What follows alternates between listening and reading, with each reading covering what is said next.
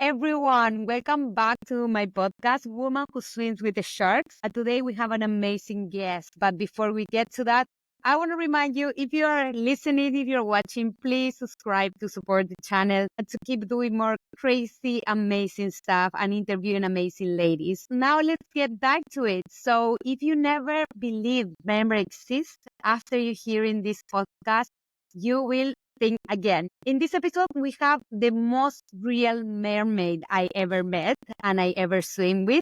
She lives in Maui. Her real name is Mermaid Serendipity, but in land, we know her as Sara Ferguson. Thank you so much, Sara, for swimming to this podcast. Welcome. Thank you, Pia. Great to see you. Great to see you too, my love. So to start with, can you tell us how did you become a mermaid in your life? Did you knew always this was the path you wanted? No, I did not always know. I've always loved the ocean, although my interactions with it have been much different in my past. My husband, Tim, and I are both PADI scuba instructors. We're used to working in the water a lot, but I wasn't necessarily used to free diving or diving without a tank much at all. And one year for Christmas, my husband gifted me a sparkly teal tail, kind of as a gag gift, like, you've got 3 feet of red hair, you should be a mermaid. And I thought it was funny. And then when I tried it, I loved it so much more than I thought I originally would. And that inspired me. I wanted to learn how to hold my breath longer, and I wanted to learn how to stay down in this element that I felt so connected to. So I took a freediving course, and then an advanced and a master freediver, and became a freediving instructor. And it's something that's just evolved over time. I wrote the PADI distinctive specialty for 3 different mermaid classes and started teaching them here on Maui as a way to get people inspired to love and protect the ocean and introduce this fun new way of swimming to them. Amazing. What it means to be a mermaid? That's a really good question. I think that people choose mermaiding for many different reasons. You know, there's that famous quote that says, mermaid is a water woman who chooses experience and imagination over fear. I think that's very true. I think that a lot of women get into the sport just for a new way of swimming or because of the mystique and allure of it. I think at our core, all of us desire to be magical, and this sport absolutely connects us to our own magic as well as the magic of the ocean. That's beautiful. Sarah, and what challenges you can have like creating a mermaid life?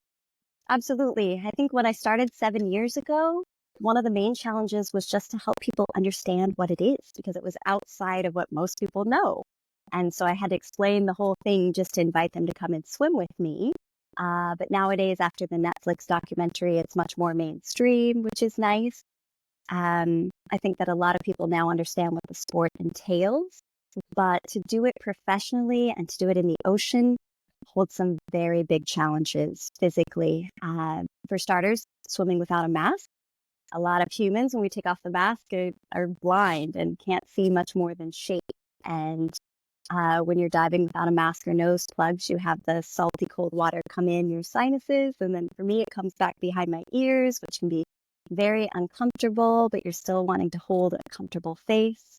And then, of course, you know, pushing around a professional tail with upwards of 45 pounds on you and keeping up with wildlife and ocean currents and diving deep. There's a lot of physical challenges involved as well. But to me, I really feel like I'm only in competition with myself to stay longer, to go faster, to enjoy that element deeper. As a diver, also, what's more challenging to me and my students is dealing with that, like when you have water in your mask and water coming up. That's the most challenging, especially on the open water course. So that actually caught a lot my attention. How do you deal with it? Like, because you don't have masks, so for sure your eyes are on fire. You have water coming up to your sinuses. How do you deal with it, or what you put your mind somewhere else? What will be like a tip for people to? I think a lot of it for me is trust. Because when you're moving about somewhere blindly, you have to trust that it will work out. You have to trust that your instincts will be right and that, you know, your reactions will be right away as they need to be.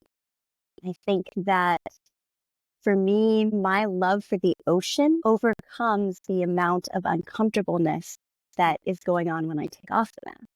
And also just practice, practice, practice, practice.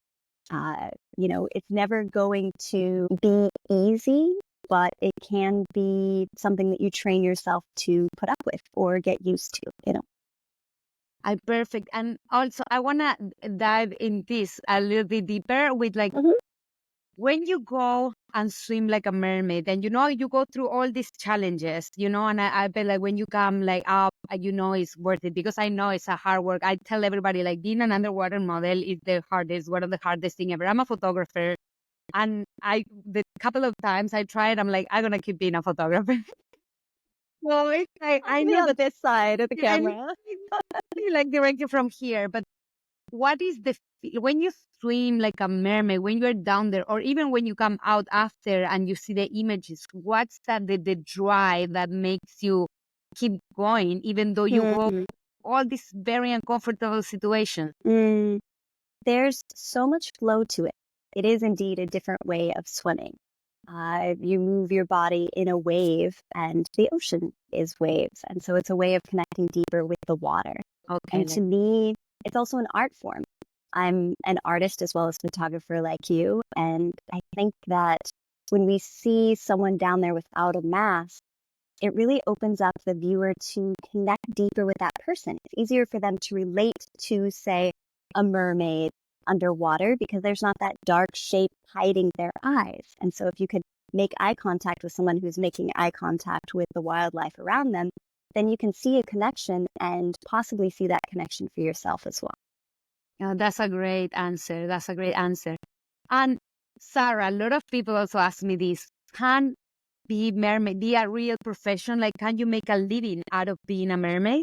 It's definitely just a niche, but I think if you do it right, you can. So, for example, my business, I like to think of it as an octopus. It's continually growing new arms that venture out to do new things with the sport. So, making videos for ocean conservation or doing music videos or stunt videos is just one arm of that.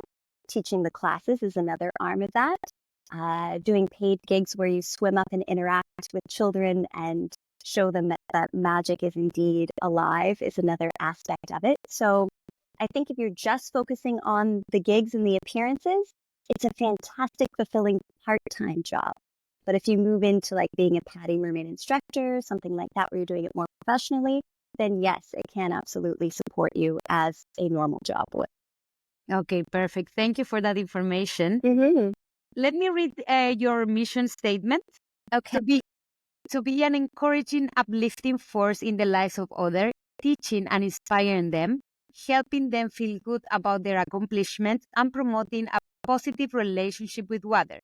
To share our love of the sea, promote awareness and responsible actions to make a difference in ocean conservation.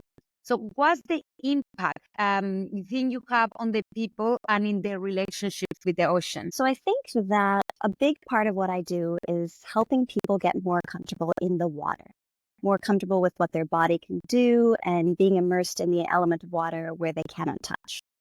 I think that if people have a big fear or trauma in their past around the ocean or water, they won't be inspired to go in and they won't find things to love about it and they won't protect it. So helping them be comfortable in the water is one. And secondly, when I'm teaching with the kids, that to me is so important. That's a big part of why I designed these programs is to reach today's youth. I think that the hope for change for the ocean lives within them. And they need to know, they need to be told that the ocean needs their help. They need to understand that it's vulnerable. They need to understand that their actions really do impact it and how much it needs them. So I tell them stories about the wildlife that I've encountered and show them videos and teach them facts about their favorite animals so that they can slowly find something to love about it.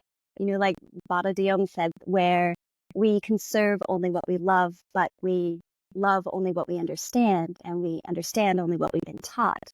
I think that teaching a positive interaction with the ocean is something that will make ripples of change to ultimately protect it with the younger generation. So your main work is with children? Absolutely. I'd say yes. My target audience or my average range age is about 7 or 8.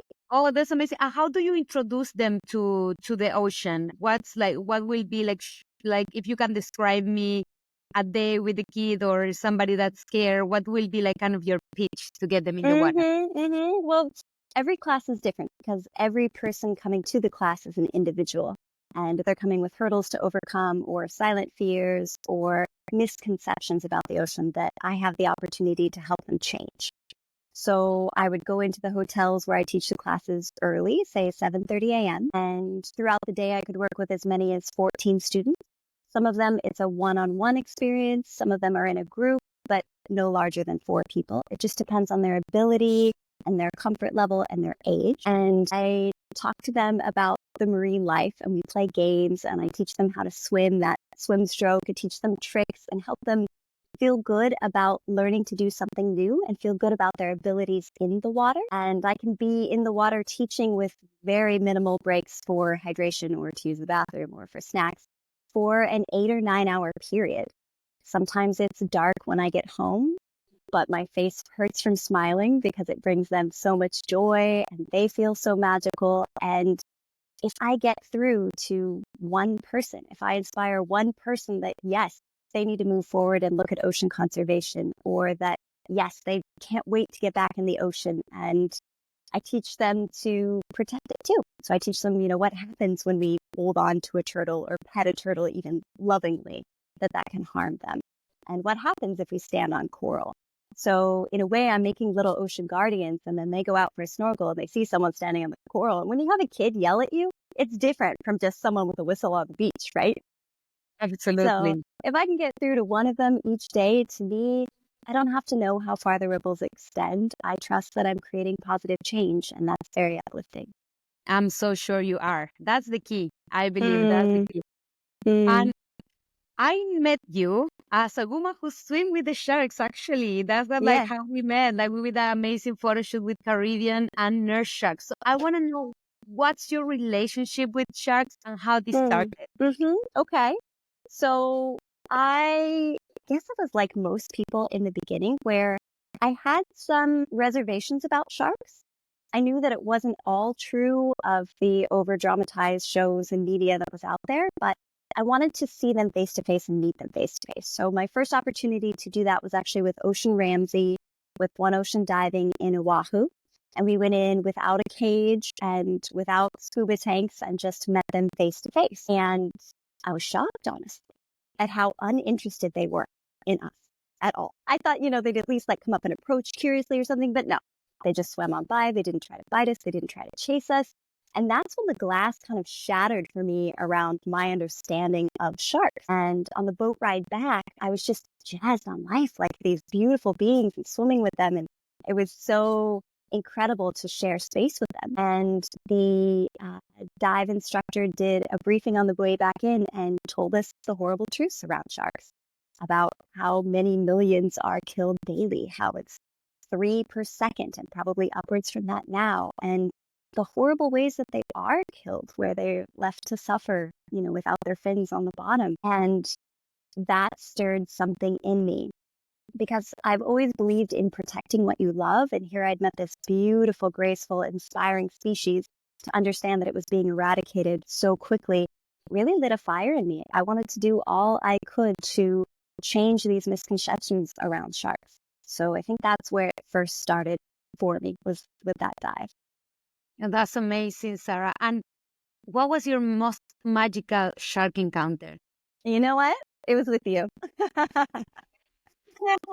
That was such a good day. For me, it was very special as Absolutely. I mean, going down on the shipwrecks with you, I had a vision, I had a message, I had those message boards, I had things that I wanted people to know and understand about sharks. And I was really hoping to make content that would show them that coexistence is possible and that the interactions can be different from how you see them in the newspapers and on TV. And the thing that I was most struck by was how sensitive those sharks were. Something I hadn't yet experienced with the One Ocean diving. Being able to be down there with them, I had done enough research to understand that I needed to control my heart, because sharks can read your electromagnetic energy put off by your heart. So they know if you're flustered and angry. They know if you are upset and afraid. But they also can feel love. And for me, that's, as you know, I love them. I adore them. So being down there next to the ship, I was just like, I love you guys so much. You're so beautiful. There was not an ounce of fear. There wasn't a heart that was racing with trepidation. It was all love. And to have sharks swim right up to me, to have sharks try to sit in my lap, to have them want to just hang out and be close was mind blowing for me because here I'd studied it, but it actually does work. So I think that I showed up differently, and it was really beautiful to see how sensitive they were, and the reactions were quite lovely. I remember they absolutely love you. Like as you say, sharks they do feel the magnetic heart rate, and I can see how also they behave with different people. And I remember they were like you were like how was the this movie like Snowflake, like when all the animals come around and sing. Snow That's how White with sharks. that's how I felt. That I was like in the camera, I was like, you were like, this is like a Disney movie, like for real. Everything makes sense. Like, hey, like Little Mermaid, like mixed with like a snowflake because Mm, it was like yeah, it was like a dance which was so harmonic. It was so mm, beautiful. It was so beautiful. So I'm glad. If, like I will put some videos in YouTube if you are listening, but you wanna see what we're talking about. Go in the YouTube channel, and we're gonna put some videos about it because it was a very magical moment. mm, When we were doing this shoot, you have a message. Can you tell me mhm, about what the message said, what you wanted to achieve, and if you feel like doing this kind of shoots help you to promote the protection for sharks? Absolutely. You know, that was early in my career with sharks, so my experience with them had just been a handful of times diving. Since I've met so many other species and have had so much more quality time sharing space in the water with them. But at that point, I was coming with a compassionate heart, and I wanted people to know that sharks were not monsters, and that cows kill more people annually than sharks do. Coconuts kill more people than sharks do. Right. Vending machines, you know, I wanted some of these fun, playful facts to get out there, but I also wanted people to understand that we kill over 11,700 per hour. And at that time, there was that push for the fin banning in parts of Europe. And I thought it was really important to show people that coexistence is possible at a pivotal time and get that message out there so that I could do my part to show them that, okay, yeah, maybe they do need to be protected. It's not as easy. You know, like the World Wildlife Fund, their logo is a panda, you know, because pandas are cute and pandas are going towards extinction and we need to protect pandas. And that's fabulous for pandas, but sharks don't have that going for them. I think that it's extremely important to battle the misconceptions that everyone comes to sharks with from the media and from stories and show something accurate, show something realistic. Because it's not realistic that they're going to, you know, eat your entire boat. It's not realistic that they're manhunters and are stalking you. They're not. They really don't want to eat you, but no one really knows that. And so I think that a lot of people don't have the opportunity to meet them face to face to see how uninterested they are and to switch that narrative about sharks in their mind. So I think that the type of work that I do and that you do, showing them the way that it normally is, instead of the only ones that make the news, you know, about the shark attacks, but showing how many times they really just swam away from the surfers, from the swimmers, from all humans in the water. That's what they do. They leave. And I think that that needs to be seen more often. So I think it's very important work to try and change that narrative. Amazing. And also, I think it's very powerful the kind of images you do because, again, you are with no mask. You are like bear. You are like a human, like down there with the sharks. And I think also that the image is so powerful because a lot of people will say, like, if they're not eating her, you know, they will not eat me. Like Right, for right. regular people. So I It's a think vulnerable place to be, right? And a lot of people feel vulnerability around the entire shark issue. So I think it's important that that's part of the photo. yeah, no, exactly. I think that was very powerful for me too when I started doing this kind of stuff. Mm-hmm. That like people say like this is Photoshop, and then we show them the videos. And for me, it's like I tell my divers, trust me, look at her. If they didn't Mm-hmm. meet her, they will not meet Mm-hmm. you. You know. Right, right, exactly. Where do you think is coming this all this misconception for sharks and this fear when people comes to you and you Mm-hmm. need to explain Mm-hmm. them a little bit about the shark world? Where do you think their fear is coming from? I think it's a lack of understanding. It goes back to that same quote of how would they protect something they don't understand? And when you don't understand something, you're open to misunderstanding something really quickly. And I think that our culture reacts a lot to fear. Fear and drama sell. Coexistence is boring. So a lot of the narratives around sharks in the newspapers and the movies and, in the news involve a lot of fear. And I think that people react to that. People who are not divers, free divers, snorkelers, not ocean people that are just coming from a landlocked place to Hawaii, like say that take my class, they feel incredibly vulnerable in the ocean. And that fear comes up quickly because they feel so vulnerable. So I think the important work is to get them comfortable in the water, but also show them these videos and photos and help them understand. Pia, I get people who take the class who sincerely think that if they put their toes in the ocean, just their toes, the shark will swim up and chomp their toes off. It will know they're there, it will know they're afraid, and it will eradicate them right away. And they'll look at it, it's pretty, it's nice, it's kind of salty, and it's full of sharks. It's like, well, sure, they live there, but that's not how they are. But so many people don't have that opportunity. That's coming back to why it's so important to put out positive and realistic media interacting with sharks. How do you think we could make this more interesting? I know, like, I agree 100% with you that drama sells and all this. But this is one of my questions, I think, that's coming in my mind often and often. How we can make, like, harmony and help me with this word, Coexistence? yeah, coexist. Thank you. Yeah. Coexist and interesting to reach out to more people and to kind of change the narrative. It's really a beautiful question. So if fear speaks to people, what else speaks to people that they are excited about? I think that if you had a heroine who faced her own fear and dove with sharks and had it turn out well, if you had a heroine who stepped in and helped the underdog that no one really liked and was happy to get rid of by the masses, then perhaps the younger generation could start seeing themselves as that person, as the mother of sharks, as the one who is looking after them. I think if you introduce it in a heroic way, perhaps that's still a story with enough interest for people to get behind. And, it's hard. Like I was saying before, the pandas being cute and sharks not being cute. However, that song, Baby Shark, do, Baby Shark, right. That is the video on YouTube with the most views in history. Right.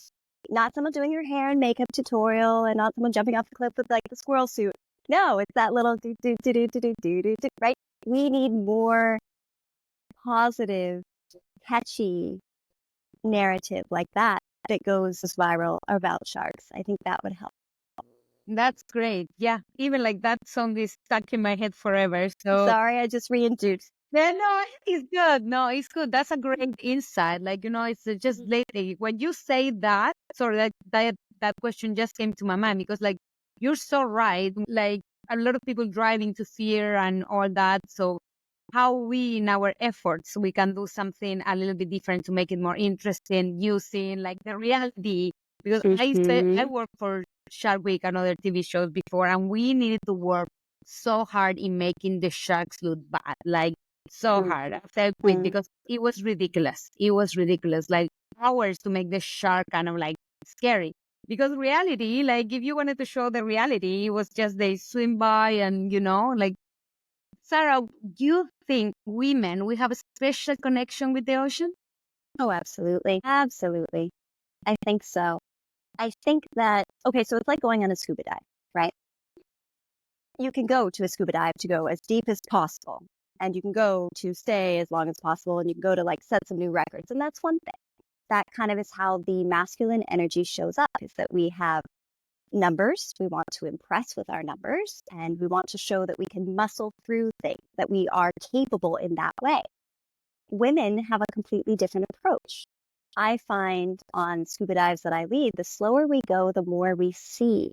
And the more tiny things we can notice, and the more we can see the positive interactions between the fish. And you can really start to see the whole web of life and the ties that are, between them. You can't see that if you're swimming really fast and going very deep where the coral reef and all the biodiversity is not, right? So I think that we have a way of showing up that allows us to make a deeper connection with the ocean because we're already looking for things outside of ourselves. I know that sounds horrible, but it's kind of the approach, right? We don't have much to prove around it. We would rather appreciate it. So it's kind of like, the people that go fishing, and I love to just sit on the boat, like quality time on the river, on the ocean, on the lake, water time, sign me up for it. Catching the fish and taking the big photo, and you see this, 13 inches, see those numbers, see this, I did this, right? So for me, it's just being out there and writing poems in my mind and watching the light reflect off the water and just seeing how magical it is. So I think the difference comes in our natural approach as women to the ocean and to bodies. I could not agree with you more about that. And also, I see you did amazing trips lately. You're being like French Polynesia, and you have done pictures with different kind of species. Can you tell me a little bit about this traveling mermaid life? Sure, absolutely. It's the highlight of my life. I'm deeply in love with the ocean and all of the species within it. True, there's a couple that I'm not exactly crazy about, like the boxfish, but especially the ones that need our protection. And I think that, like we were discussing, a lot of people just don't know. They don't know what they don't know. So being able to spend a lot of time with the species and capture videos and emotive content that can get people to understand deeper and then care also about those species and show that coexistence is possible with them and that it's important to protect them, that to me is very important work. So, for example, we just spent 7 weeks down in French Polynesia working with the humpback whale and capturing footage swimming with them.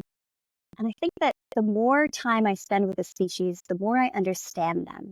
I understand their character and the way that they react to humans and to boats and to mermaids. I think that the more I start to understand them, then the more I have to teach others. And I also meet other people that are doing the same type of work, not just because they love them, but because they think that it's important to protect them as well. So when we were down there in French Polynesia, for example, my heart was blown wide open for many reasons. And, we went down to help protect them, but we didn't really understand their threats until we spent weeks and weeks in the water every day with them. For example, there it's a whale sanctuary. The mothers come to have their babies and raise their babies till they're big enough to make the big swim home. And it's a sanctuary, but the speed limit is not being enforced. And so beautiful, interactive, amazing individual whales are being just run over, and moms and babies as well. And that creates orphan baby whales that are searching for someone in the ocean to help them. And there is no one who can nurse like their mom would, right? So seeing that in person, seeing, there was this little baby whale that was wandering around as an orphan, and there was a male that was very sympathetic. And he was like, well, let's call her in, like where they're like unattended child in aisle 3, right? This whale was coming up and doing tail splashes over and over and over. And the baby was breaching and breaching, and he was so small and so malnourished for his age. He was just getting smaller every day instead of larger every day as they should be, right? And seeing that the other whales are so compassionate, they're like, yeah, let's help this kid find his mom. Let's make some noise. Like, Mom, you're missing something. It's over here, right? Like aisle 3. So currently there's a petition on change.org to reduce the boat speed, to enforce that speed limit around that area. Because if you think of, a cruise ship has 16 floors, you can't stop that on a dime. And baby whales need to breathe often, and they can't swim quickly to get out of the way of that ship, even though they can hear it coming. They still need to move up to breathe often. So it makes perfect sense to me. And I know that it takes finances and it takes attention to get people to enforce it, but I'm all about it. The more time that I went down to spend with something I love, the more I understand its needs. And so if anyone's listening, there is a petition on change.org to enforce that speed limit that could really save some whales. And it would make my heart so happy to be able to help them. So we're working on videos for that. Yeah. I think that... Go ahead. I'm going to put that in the description, okay? Okay, awesome. Thank you. And when you're in a place that you love, you get to know it, just like your dive sites, just like your shipwrecks that you visit all the time. You know who's home, you know who lives there, you know where they like to tuck under. You notice when they're gone. When we were down there, Pia, it was just heartbreaking. The coral is dying in mass quantities. All the way around the outer reef of Moorea is now black. I would say 97% of the coral is dead due to a few different factors, like climate change and the water's warming and it's bleaching. But also there's been a species invasion that has come in and breeds by the millions and eats the coral and leaves this wake of death behind it. It was amazing to see how in 1 year, all of the coral, acres and acres around an entire island, can just disappear. And so when we were down there, I wanted to learn more. And so I was reaching out to organizations, and we met this amazing group of people, the coral gardeners, who are working on regrowing coral. And they took us to one of their nurseries where they have 20,000 new baby corals that are being populated and going to send out and regrow it in the best way. And they have scientists and researchers that are working with them about how to make it stronger, how to make it last longer, how to protect what they love. That's amazing. Yeah, it's been very powerful to go on these trips, but it's not just about me swimming with a cool animal and getting cool videos. It's much more about taking that piece of connection and love and understanding and finding other people with a puzzle piece of, let's put our pieces together, right? Like, we together can do so much more than just one person can. And we all care. So why not combine our efforts and see about bringing about positive change for the ocean? I see this with shark lovers everywhere. That my dream is to swim with humpback whales. Yes. How is the field for you to see, or how was the preparation? Tell me a little bit, if you can describe the preparation and how did you swim down and what did you feel and yeah, sure. how do you do it? It's overwhelming. There's just so much goodness. So when we went years ago, we went out with every single boat company that had a permit to swim with whales because we wanted to get to know them and we wanted to know their focus. A lot of them, the focus is on money. And so it's not about the whales and having their best interest at heart. So we found the best company. We found the most respectful naturalists that have, the whales. They protect them while allowing people to swim with them because they keep in some strict guidelines of how close you can get. And it's not just like, here in Maui, we go out and we see a whale and it's like, oh, it's a whale. And then the captain brings the boat as close as they can to it and we're all watching. There's a fin, there's a tail. Okay, but seeing a fin or a tail, nothing prepares you for how huge that animal really is underwater when you can see the entire thing. So similar style, we're in Moorea, we see some tails, some action, some breaths, that move up 90 feet above the water through this cloud that moves up like, okay, head for it, right? So the boat heads out and we find the whales and the naturalist will watch them very carefully for several minutes. What are these whales doing? How many of the whales are there? Is it a mom who's nursing? We're not going to get in. She's busy. She's got things to do, right? We don't want to interrupt that. We don't want to make that baby skip a meal by, making her feel uncomfortable and leave. So we're looking for whales that are actually open to having us coexist in the water with them. So a lot of the times when we see whales, we don't get in the water. But if we see a mom and a baby and she's resting, the baby's playing around on the surface, then okay, maybe there's a good chance. So we'll enter the water quietly, making as little splashing as possible to not scare them. And we swim up and we're always staying behind the naturalist. She's reading the whales of where their comfort level is, and that changes minute to minute. So she'll swim up to where we are beside the whale, not in front, not on top of, not behind, but beside them. And then we stop with a long distance between us where you can, on most days, you can barely make out like, okay, that dark shape is probably mom. That little dark shape is probably the baby. And then we just sit and we wait. We're not diving down actively. We're not approaching after that point. We're creating a safe space for a friend to come up and say hi.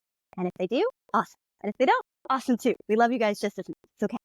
So no pressure. It's not a forced interaction. And a lot of the time, babies and whales seem to feel energy, probably not in the same way as sharks do, clearly, but they understand your intent. And if the mom starts to feel safe with us, because we've just been hovering around on the top and not advancing and not diving down, then she'll move up and check us out. She'll cross that gap that we've allowed out of respect, that distance. She will approach us first. She'll look at us and try to feel what we're about. And the baby's up breathing and doing little tail splashes. And they're just like, okay, these guys are fine. So she'll go down and nap in the ideal situation. And so she'll be down there again. You can only see her outline at 80 feet down. But the baby will just, he's got to breathe and he doesn't want to nap. It's the best time of the day. And here's these people, I have an audience. And so he'll swim up and be like, hey, we'll turn sideways and wave. And then if I rotate in a spin, the baby will rotate in a spin. And I'm like, oh, great, but can you go the other way? And then he'll mimic and go the other way to hold their attention and to have them copy you is just the greatest honor there is. A lot of the times they just fly right up like, this is me, Kelly. Look what I can do. And we're all very appreciative, and they love that energy. It's like when you have a crowd that's really into what you're doing, that's where the baby's at with us. So there are times when the guide backs up and we back up immediately too, because although whales are very good with their proprioception and understanding where every inch of them are, and they understand how fragile we are, the babies, maybe not so much. It's much more about impressing us than keeping us safe. So we have to keep them safe and ourselves safe by backing up in those situations. So I see it as a very responsible practice at this point, and they're looking towards making it better, limiting the amount of people who go out with a guide, limiting the number of boats that can sit there with a whale. Because if you have a baby like that and you bring up 10 boats that each drop off 10 people, it gets pretty crowded pretty quick. And you want that baby to feel like it can leave freely. No one's touching, no one's petting, no one's riding, no one's diving down to get the best selfie with the whale. It's much more about just seeing them than being seen with them. It can be a really magical thing. I highly recommend it. That sounds magical. I can't wait to see the videos and pictures. Yes. So, and I want to quote, you run your own business, correct? I do. Yes, the Mindful Mermaid. The Mindful Mermaid. I would just want to quote you from your website, because I read that you have love for the ocean and are committed to making responsible, eco-friendly choices to reduce our impact and protect what we love. Can you tell me what are your eco-friendly choices? Maybe you can give people ideas how they can also make more eco-friendly choices. Sure, I would love to. I'm a visual person, so I'm going to start first with a metaphor. The piece that I use for people and help them understand is that island mindset. When the Hawaiians were traveling to the island, they came in these long voyaging canoes, and you had maybe two families who were on the canoe. And so if the kids acted up, or people started a fight, or if someone was snippy with someone, it would affect the mood on the entire boat. What you do on the island affects everyone else who's on the island. So here in Maui, I have to educate people. It's different from where you're home in Kansas, where you can just go in, have a shower, and all the water goes down the drain. Here, it goes directly to the ocean. There are no filters that's going to take out whatever was product that was in your conditioner that went into your hair and then went down the drain. When there's a filter on the pool, yeah, it's taking some of the leaves out, but it doesn't filter out the chlorine before that water runs into the ocean. So we have to be mindful with our choices. We had a lot of people years ago that were coming in and spraying sunscreen on that had toxins in it. It had cancer-causing agents, and putting that on so that they wouldn't get skin cancer. And then they'd hop in the water, and it rubs off, it dilutes, it comes off, it settles onto the coral. It triggers a viral infection in the fish and the corals there. So we, as an island, started asking our government for better choices and to outlaw specific ingredients in sunscreens like oxybenzone, avobenzone, oxytinolate, those. And I started thinking, it goes deeper than that. It's whatever you put on your skin. So if it's lotion, if it's makeup, if it's, conditioner, if it's shampoo, all of that runs down into the ocean and will affect it. So I started making more responsible choices by just bringing in that piece of awareness. What's in the products, right? So, for example, what's in your lipstick and what's in your makeup? A lot of makeups and lotions and lipsticks include sharks. Squalene is one of the products that comes from sharks. There is a vegetable alternative, but it's not always listed what is what. So sharks died so that your lips could look better. Making responsible choices starts with the ingredients. I'm one of those people who takes forever to shop for things because I'm reading the ingredients over and over and over, right? But what's fun about that is once I find a good one, then I can just put it out there to everyone I know so that they don't have to spend that same amount of time, right? So, for example, using sunscreen that is biodegradable. So this one, it's hard to read, but it's the Freaks of Nature. It was designed by a surfer. I need something that is actually honestly waterproof, not you put it on and you pop in and 10 minutes later it's gone. No, I really need protection from the sun. So something like this gives a full UV protection and it lasts for what it says, 80 minutes in the water. It really does last 80 minutes in the water. But it's also going to break down quickly because it's made out of plants. It's not made in a factory out of a bunch of different chemicals that have been bioengineered. It's made out of plants. So choosing things that are biodegradable is really important, especially for us water people. One that's really popular is like the Stream to Sea. They make leave-in conditioner, they make defog, they make lotions. The defog was a big one because, we also own a scuba company, and that's on all the boats, the little spray bottle into your mask that doesn't fog up, right? And most people go with Johnson & Johnson's. And after I learned that it's 8 and above on the carcinogen, cancer-causing agents list, that baby shampoo with cancer in it, I wasn't going to put it in my mask, and I wasn't going to be spraying everyone else's with it. If you think it's baby shampoo, how bad could it be, right? It's that awareness piece. Because if you have the ocean's best interest at heart, you're not going to be introducing cancer to it, and you're not going to have it sitting around your nose either, right? So using the Stream to Sea defog has been a game changer, and it really does work, actually even better than the baby shampoo. And I feel okay with leaning over and rinsing my mask in the ocean in the times that I'm scuba diving with a mask because it's biodegradable. It's not going to harm the coral. Another big one for me, like for mermaids, we like to decorate and we love sparkly things. Biodegradable, eco-friendly glitter. There's a great Eco Stardust is a really nice one. After I learned that it was made out of microplastics, and again, even if I'm not going in the water, the minute I wash my face and take it off in the shower, it's going to go into the drain and directly to the sea, like that island mindset. So having ones that are made out of eucalyptus leaves instead of plastic is really important. And then I challenge the people who come to the classes to use less plastic. That was the big message for this Earth Day, when we were focused on the world and the planet. It was planet over plastics, because right now it's so unsustainable, and that plastic bottle takes 500 to 700 years to break down. So I challenged myself to not buy a single plastic bottle.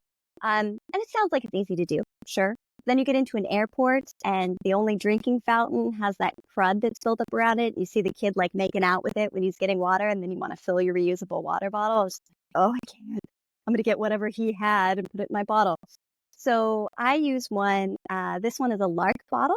It has a UV filter in the.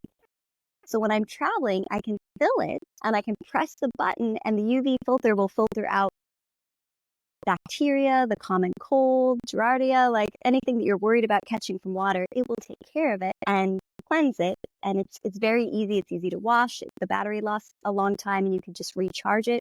So I get so many miles out of this and haven't had to purchase a plastic bottle for water when I'm traveling. It makes me really happy. People here come to Hawaii and they go to Costco and they get the big cases of water and just want to sit there with brochures and be like, you heard of water filters and an aluminum bottle, and save yourself money, save the planet. For how long you're not been buying plastic bottles, Sara? This is my 3rd year. Wow. Yeah, we all start somewhere. That's We're not amazing. all just coming out perfect and making the perfect choices, but I think what's important is that you try. It doesn't have to be perfect. This idea of imperfect sustainability should be put out there more. There shouldn't be guilt, around it, like, well, I had to, and there was no other option, and I'm such a bad person and bad. Like, no, don't beat yourself up about it. Like, celebrate the small wins. I remembered my reusable bag to go shopping. Awesome. We packed ours for French Polynesia when we went because their island has banned plastic bags. And when you go to the store, there are no bags for you. So you have to bring one with you. I think if governments pushed to make responsible choices like that easier, then it would be helpful. If there were only aluminum bottles to buy instead of plastic water bottles, people would have to make that choice. Right now, it's easy to, keep producing plastic, but it's going to get to a point where it's not. So I think it would be important to push for better options.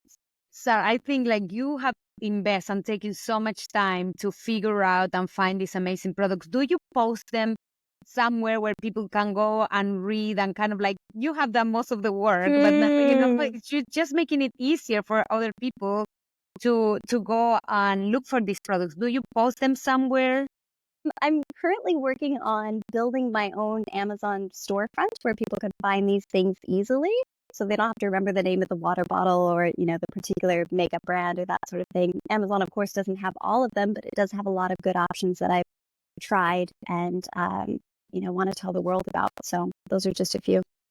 Okay, perfect. So I will, I think, add your website and then people can keep track. Yeah. Right now, it's a link in my bio on Instagram, but you're right. I should make it more available to the masses. So Yeah, get it because on the for me, website as well. even for me, to be honest, I did have no knowledge about the Johnson and Johnson. I always felt like, oh, okay, baby shampoo for my clients, and then you say that, and I was like, wow, I don't know if I can do that any longer. But to get the names of the products, and it's easier to just, hey, this is safe, da da da. So it will be great if you share it and or I could direct people to see it, because myself, I Exactly. want to take your advice. I want to go through your list. Right. It's an awareness piece. One of the ones that first drew my attention to it, we get rash guards to work with, so we didn't have to put as much sunscreen on. It comes up to here and it covers all the way up to your wrist and protects you from the sun because it has that SPF built in. And then I started looking at what is the SPF that's built in? Like, is it soaked in sunscreen or what's going on? No, it's a combination of chemicals that make it sunproof, that give it that protection against the UV rays. One of those chemicals is lead. Wow. So if you think about lead poisoning, when you're out in the ocean, it's pulling that, and they say it's good for 100 uses because the lead will wear off in time, especially if it's in the pool and the chlorine's eating away. That's stuck between you and your body and that layer of fabric. So I started looking and I only found 2 companies that made rash guards that wear SPF because of a tight weave in the fabric and not because they've been treated with chemicals. But it doesn't have to go on the tag. They don't have to put it in ingredients because it's not food, right? So it doesn't have to be labeled that way. So again, awareness is key. And once you know, you just can't go back. I used to love how soft the new rash guards were with all those chemicals. Yeah. But it's an awareness piece. And once you know, then you have the opportunity to do better. But until you know, you don't. That's amazing. That's amazing. I really want to get into that. And what's your vision for the next 5 years? How you will like to see ocean conservation and shark conservation going? That's a really good question. I think that the unsustainable overfishing is what affects sharks the most. I think that the shark fin bans are important, but I was heartbroken when I realized that they really only change the way in which the sharks are killed, not the numbers of sharks that are killed. If there's still a demand for the shark meat, then they'll be bringing in the bodies instead of the fins, right? So I think it's important to realize where the overfishing is and create marine protected areas that are actually patrolled where those laws are enforced. But it's such a tricky thing, Pia, because if you look at the main countries that are top on the shark trade, right? So if you're looking at Indonesia and Spain and Mexico, you're looking at areas that there's a lot of poor people who really do rely on shark meat as part of their diet. And so if you're creating a marine protected area where you have these species you want to protect and you're saying it's a no-take zone, no one can fish here, then they're looking at starvation. Starvation can't be part of your conservation plan.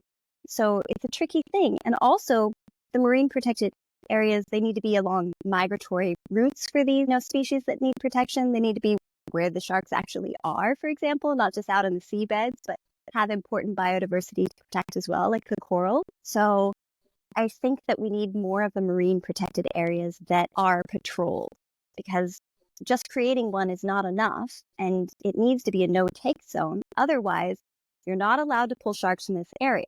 But they're doing long line fishing or bottom trawling. We have a lot of bycatch, so they're catching sharks anyway. They're also taking out the coral and the turtles and the dolphins and everything in that area. So how is it protected then, right? It's such a tricky thing. So I think that we have a lot of work to do as far as our mindfulness around protecting these species, understanding what will make the most positive impact. And for me, I think that's starting to wipe out or outlaw the unsustainable practices like the trawling and the long line fishing for 80 miles that catches all the species. So I think that's really important, as well as what you and I have been talking about the entire time, of getting more positive media out there, more realistic, true media of how sharks are, how they really interact, and showing that coexistence is possible. That's great. Sara, and where people can find you if somebody wants to become a mermaid, going to Hawaii, just follow your work. Tell us everything. Okay, so I'm on Instagram as the Mindful Mermaid. It has little dots in between each word. I also have a website, the Mindful Mermaid Swim Academy, which is mindfulmermaids.com. Anyone can be a mermaid. You don't need 3 feet of long hair or to be super comfortable in the water. I work with people who have such a fear of water that they can't even put their face in. And I hold them up the entire time and they have a magical time and still swim like a mermaid.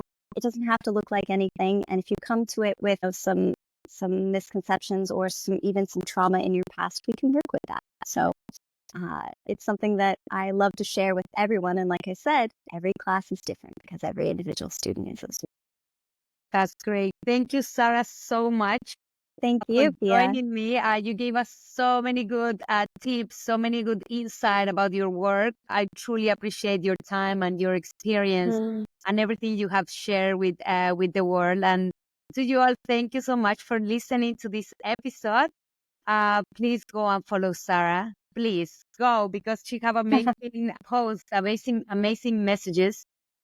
If you listen to this, please don't forget also to subscribe to keep supporting this. And thank you all, Sarah. I hope to see you soon, swimming underwater. Yeah. Okay, let's make it Thank happen you. because Thank you're you, just Pia. magic. You're just magic. Thank you so Oh, much. Sarah, don't awesome. hang up yet. I want to catch up Okay. a little bit with you, but I will say bye to the podcast. Thank you again. This is Woman Who Swims with the Sharks. Until next episode.